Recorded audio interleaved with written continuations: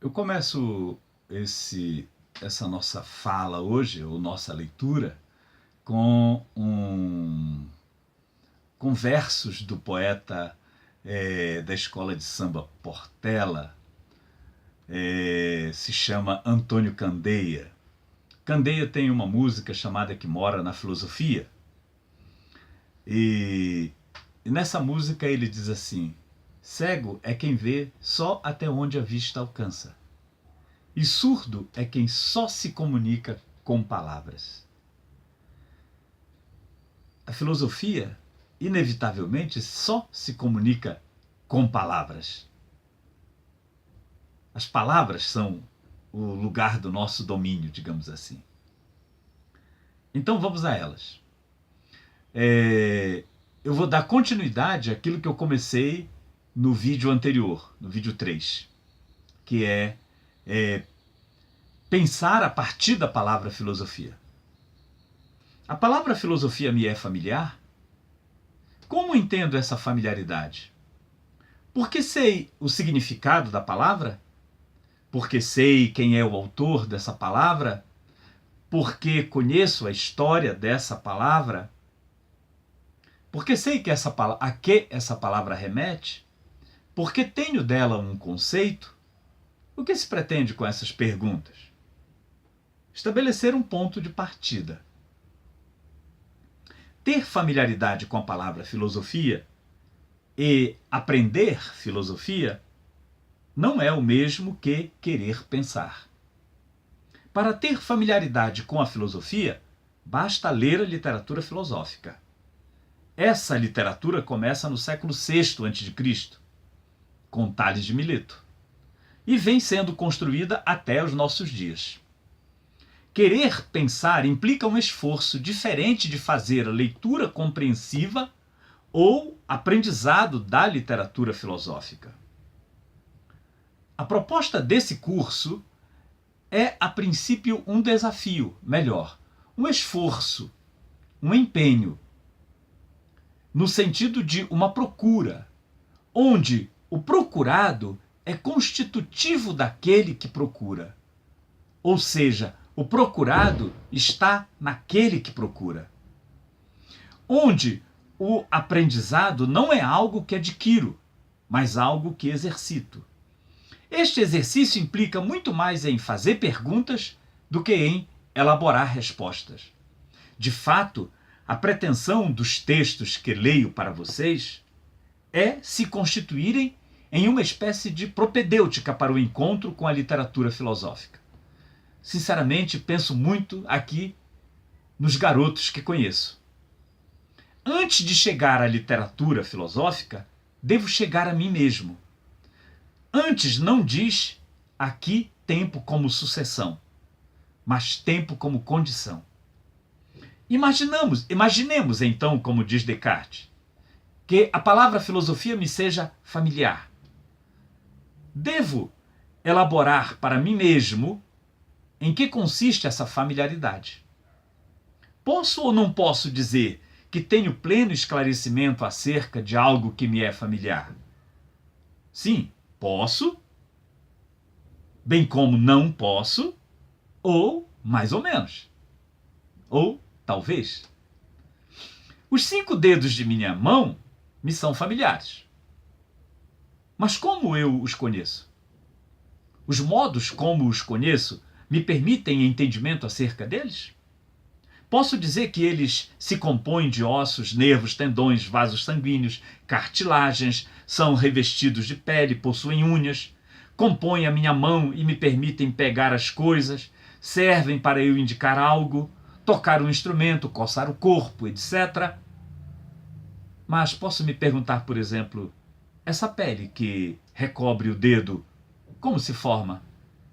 Qual é o meu saber sobre sua formação?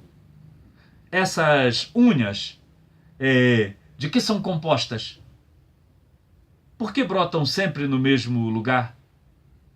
Qual é o meu saber sobre isto? E desses dedos, qual é o mais forte? Imaginemos que eu nunca tenha me feito essas perguntas pelo simples fato de que eu, de algum dia, haver estudado sobre isso. Mas e se tudo que eu estudei eu tiver esquecido? Sei aquilo sobre o que me esqueci? Qual é o meu saber sobre? Vejo-me na situação de ter 5 dedos nas mãos, ou na mão, em cada mão, que me são muito familiares, mas que o meu saber sobre eles contém um universo de ignorância do qual não me dou conta. Por que são 5? Por que são separados uns dos outros? De que modo, então, eu ignoro? Assim, não coloco em questão a minha ignorância sobre esses dedos, porque não consigo perceber que haja alguma necessidade de eu me perguntar por minha ignorância. A minha ignorância se torna invisível para mim mesmo. Posso estender este procedimento de perguntar a mim mesmo sobre mim mesmo por todo o corpo que sou. Vejo, mas como é que vejo através dos olhos? Ouço, mas que é isto ouvir? E posso avançar sobre o corpo que sou para tentar compreender o que é ser como corpo, pois começo a perceber que não sei o que sou como corpo. No entanto, nada me é mais familiar do que o corpo que sou. Por que só nasce cabelo na cabeça e o resto do corpo é só pelo? Corpo aqui está sendo abordado apenas no seu aspecto cartesiano, como coisa extensa, no seu aspecto físico material. Está sendo abordado numa dimensão muito específica. Sabemos que corpo possui muitas dimensões. Pensar não é introspecção, mas uma procura em saber sobre si. E este saber implica em querer conhecer o corpo que se é. O aspecto físico é apenas uma das dimensões deste corpo. Então, o pensar que se pergunta pelo que lhe é familiar é o pensar que quer se constituir como sabedoria disto que lhe é familiar, que percebe a estranheza do familiar de modo a querer descobrir em que consiste este ser familiar.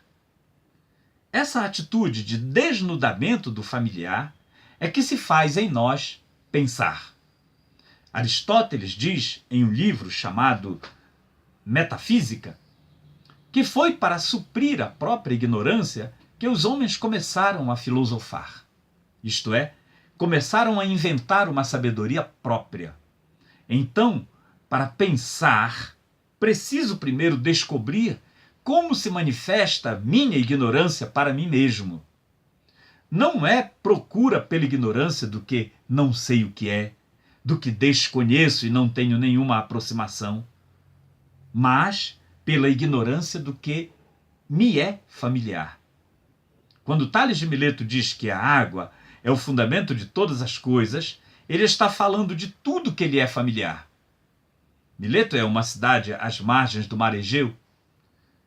Em sua cultura tem a água como divindade e fundamento constitutivo da cultura grega.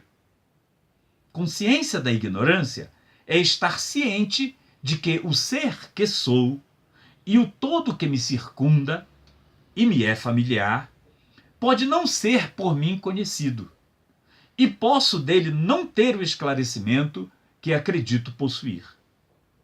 O exercício consiste, portanto, em perguntar a si mesmo, por si mesmo, e começar uma procura pelo ser que sou e que sei que sou. Então, veja, pensar aqui está posto como uma procura. O exercício filosófico consiste numa procura. E nesta procura, eu sou aquele que deve ser primeiramente procurado. Eu enquanto indivíduo. Eu enquanto aquele que procura. Espero ter posto para vocês uma boa questão. Até o próximo vídeo.